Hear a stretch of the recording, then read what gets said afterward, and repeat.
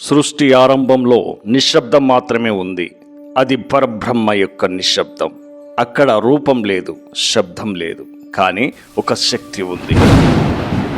బ్రహ్మదేవుడు సృష్టి కొనసాగిస్తున్న కాలం ప్రపంచ రూపం సంతరించుకుంటోంది, కానీ సృష్టిలో ఆనందం లేదు. అప్పుడు బ్రహ్మదేవుడు తన మనసులోంచి ఒక కాంతి తుఫాను సృష్టించాడు. ఆ కాంతి ఒక రూపం తీసుకుంది. అది సృష్టితత్వం. ఆ శక్తి నుండే పుట్టింది సౌందర్యం. ఆ సౌందర్యం నుండే పుట్టింది ప్రేమ. ఆ ప్రేమకు రూపమిచ్చిన దేవుడు మన్మధుడు. చిలకపై కూర్చున్న సుందరుడు అతడు కామదేవుడు మన్మధుడు. బ్రహ్మదేవుడు ఇలా పలికాడు: ఓ కుమారా, నీ బాణాలు పుష్పాలవి, కానీ మానవ హృదయాన్ని బంధిస్తాయి. నీ పని లోకానికి ప్రేమను నేర్పడం. మన్మధుడి చేతిలో 5 రకాల బాణాలు ఉంటాయి.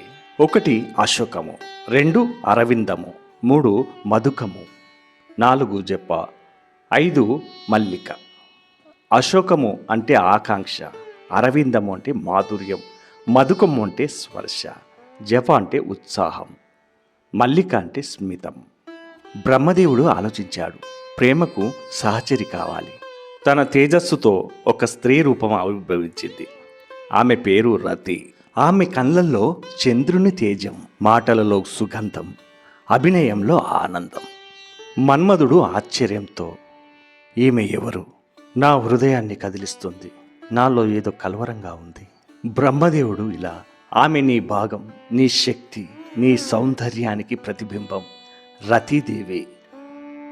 అలా మన్మధుడు రతీదేవి ప్రేమ యొక్క తొలి జంటగా నవలోకాన్ని ఆహ్లాదంగా మార్చారు. కాలం గడిచింది.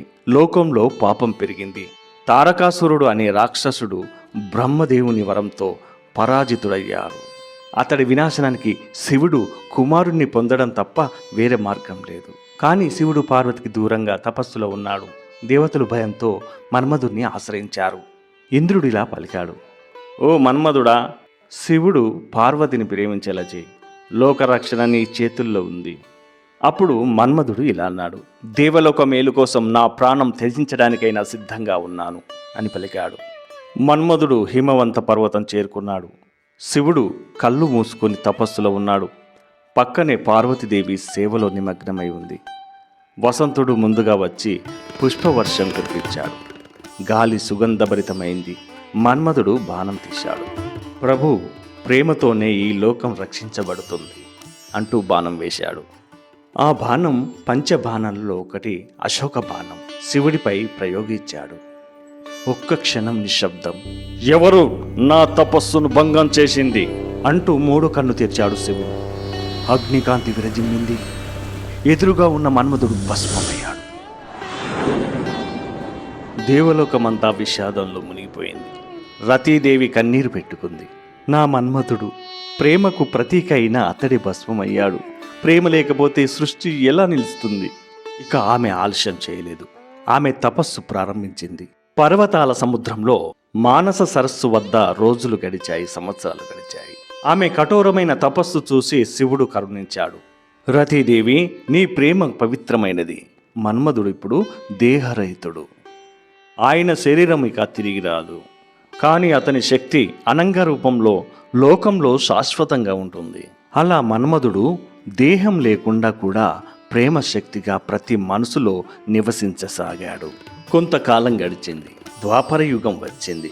శ్రీ మహావిష్ణువు శ్రీకృష్ణుడిగా అవతరించాడు. శ్రీకృష్ణుని భార్య రుక్మిణి గర్భంలో పుట్టిన కుమారుడు ప్రద్యుమ్నుడు. భాగవత పురాణం ఏం చెప్తుందంటే, మన్మధుడే ఈ ప్రద్యుమ్నుడిగా పుట్టాడని. ప్రద్యుమ్నుడి కాంతి, సౌందర్యం, ఆకర్షణ అన్నీ మన్మధుడి ప్రతిరూపం. అలా ప్రేమదేవుడు తిరిగి లోకంలోకి వచ్చాడు విష్ణుదేవుని కుమారుడిగా. ప్రద్యుమ్నుడు బాల్యంలోని తన తండ్రి కృష్ణునిలా ఆకర్షితుడు, తెలివైనవాడు. కానీ ఆయన పుట్టిన వెంటనే ఒక శాపం నెరవేరింది. శంభాసురుడు అనే రాక్షసుడు వచ్చి ఆ శిశువును అపహరించాడు. అతడు మన్మధుడి యొక్క పునర్జన్మ అని తెలిసి భయపడ్డాడు.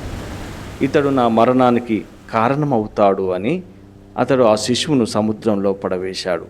కానీ ఆ శిశువు మత్స్యగంధి, మత్స్యకన్య మాయావతి అనే స్త్రీ రక్షించింది. మాయావతి ఎవరో కాదు, ఆమె రతీదేవి యొక్క అవతారమే. ఆమె కూడా మన్మధునితో మళ్ళీ కలవడానికి పుట్టింది. ఆమె ఆ బాలుడిని పెంచింది, పెద్దవాడయ్యే వరకు సంరక్షించింది. తరువాత నారదుడు వచ్చి ఆమెతో ఇలా అన్నాడు: మాయావతి, గత జన్మలో నువ్వు రతీదేవివి. ఈ యువకుడు నీ మన్మధుడు, ఇప్పుడు ప్రద్యుమ్నుడు రూపంలో ఉన్నాడు. రతీదేవి కళ్ళల్లో కన్నీళ్లు పొంగాయి. నా మన్మధుడా, నేను మళ్ళీ అతడిని పొందానా? సముద్ర తీరపు గుహల్లో ముత్యాల దివిలో అతడికి సంరక్షణ కల్పించింది. కాలం గడిచింది. ప్రద్యుమ్నుడు బాల్యాన్ని దాటి యువకుడయ్యాడు. అతడికి అపారమైన బలం, జ్ఞానం, ధైర్యం ప్రసాదించబడింది. ప్రద్యుమ్నుడు బాణాలు, ఖడ్గం, మంత్రశాస్త్రం, జ్ఞానం అన్నిటినీ నేర్చుకున్నాడు. అతని ముఖంలో శ్రీకృష్ణుని తేజస్సు, కళ్ళల్లో మన్మథుడి మాధుర్యం. యువకుడైన ప్రద్యుమ్నుడు ఒకరోజు తన శత్రువైన శంభాసురుని గురించి నారదముని ద్వారా సత్యం తెలుసుకున్నాడు. తన తల్లి కూడా చెప్పింది. కుమారా, నిన్ను సముద్రంలో పడవేసినవాడు శంభాసురుడు. అతడు బ్రహ్మవరంతో గర్వించి దేవతలపై దుష్ట కార్యాలు చేస్తున్నాడు. ప్రద్యుమ్నుడు, అమ్మ, ఈ జన్మలో నా పుట్టుక ఉద్దేశం అర్థమైంది. తరువాత శంభాసురుని రాజ్యంలోకి ప్రవేశించి యుద్ధానికి సిద్ధమయ్యాడు ప్రద్యుమ్నుడు. ఓ రాక్షస, నన్ను సముద్రంలో పడేసిన పాపానికి ఇప్పుడు అనుభవించు, రా. శంభాసురుడు మాయలు, మంత్రాలు జపించాడు. దశాబ్దాల వయసున్న ప్రద్యుమ్నుడు ఒక దివ్య యోధుడిలా సర్వ మాయలను ఛేదించాడు. శంభాసురుడు ఇలా పలికాడు: నేను బ్రహ్మవరప్రసాదిని, నన్ను ఎవరు చంపలేరు. బదులుగా ప్రద్యుమ్నుడు, వరం నీ అహంకారాన్ని కాపాడదు రాక్షస, నీ శక్తి విష్ణు తేజానికి తట్టుకోలేదు. భీకర యుద్ధం ప్రారంభమైంది. ప్రద్యుమ్నుడు సుదర్శన చక్రం వంటి తేజస్సుతో మెరుస్తున్నాడు. అతని బాణాలు అగ్నిలా పరిగెత్తాయి. శంభాసురుడు మంత్రాలతో మాయలు చేశాడు.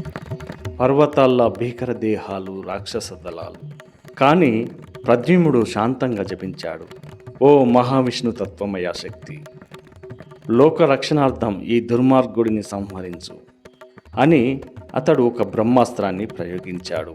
ఆ అస్త్రం ఆకాశాన్ని చీల్చి దూసుకెళ్లి శంభాసుని గుండెను చీల్చింది. అతడు గర్జిస్తూ గట్టిగా అరుస్తూ నేలపై ఒరిగాడు. చివరి శ్వాసను విడిచాడు.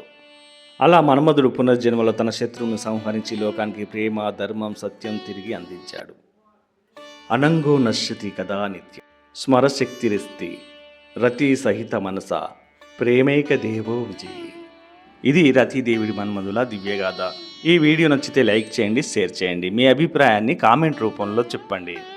ఇలాంటి దివ్యగాథలు మన ఛానల్లో మరెన్నో చూస్తారు. ఛానల్ కొత్తగా చూస్తున్న వారైతే వెంటనే సబ్స్క్రైబ్ చేయండి. మరో వీడియోతో మళ్ళీ కలుస్తాను. నమస్తే, మీ గణేశ్వర్ వెంగళ.